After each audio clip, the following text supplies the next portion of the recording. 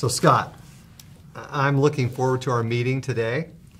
And the reason I wanted to come in and talk with you is to talk about how you could get your salespeople to adopt a few specific behaviors that would have a dramatic effect in helping them sell more.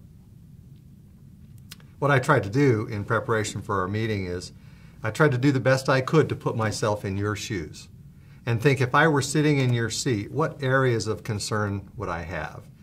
And so I used all the information that's available to me outside your company, and I'd like to just share my thoughts about that, get a reaction. And really the purpose here is to see if we should keep talking or not. And I'd be completely okay if the answer is no. Okay. So I studied your P&L. I read through your annual report. I scanned some articles that have been published about your company and even watched some interviews, from you and some of your colleagues with various media. To me, at least, it seems clear that if I were sitting in your seat, there would be a couple of areas of concern as a result of all of this, especially when I look at the trends in the industry compared with the trends in your company. One of those areas is growth.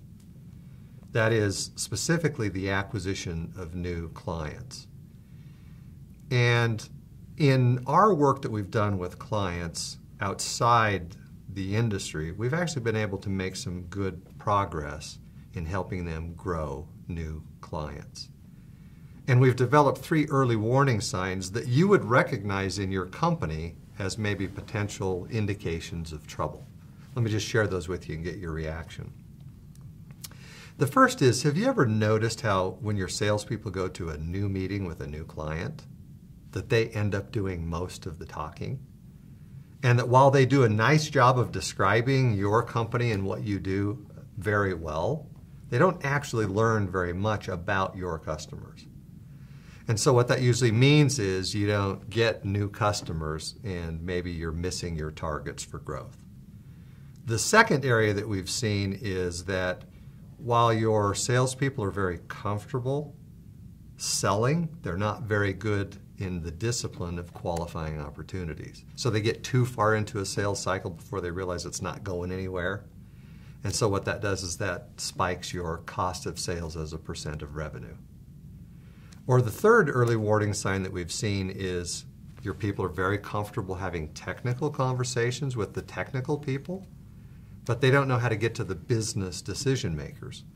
And so consequently, even though you are winning deals, they're usually more point solution specific, smaller deals, and the margins on those deals aren't what you'd like to see. So let me just pause there and ask, are you noticing any of these issues in your company? Well, thank you for setting that up. Yes. I think all 3 have shown up somewhere along the line.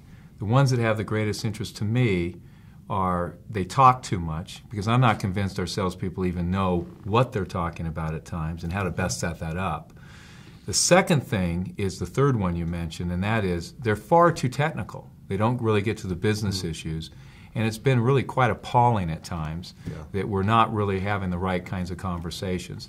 The qualification piece, we have people working on right now. I'd be open to any thoughts you might have, and yet I think we have that one licked. Good.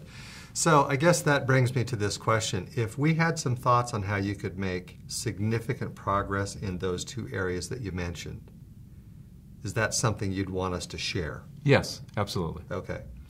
So before I leave today, I'll at least give you a high-level view of what we would do and how we would approach it. And in order for me to make my comments relevant, I'm going to need to find out some more information from you. So before I dive into that, let me just ask, in addition to these 2 issues that you've mentioned, what other issues are concerning to you as it regards your sales efforts? Well, I think the one I would add is our salespeople lack the ability to... So what you should have seen in this role play is how this pattern allows me to manage the high-risk 5. Even though I'm the one who initiated the meeting and Scott likely has the expectation that I'm going to talk for the majority of the meeting, I'm using this pattern to turn the conversation so that I'm off the Autobahn of talking about my company, and now he's talking about what's going on for him.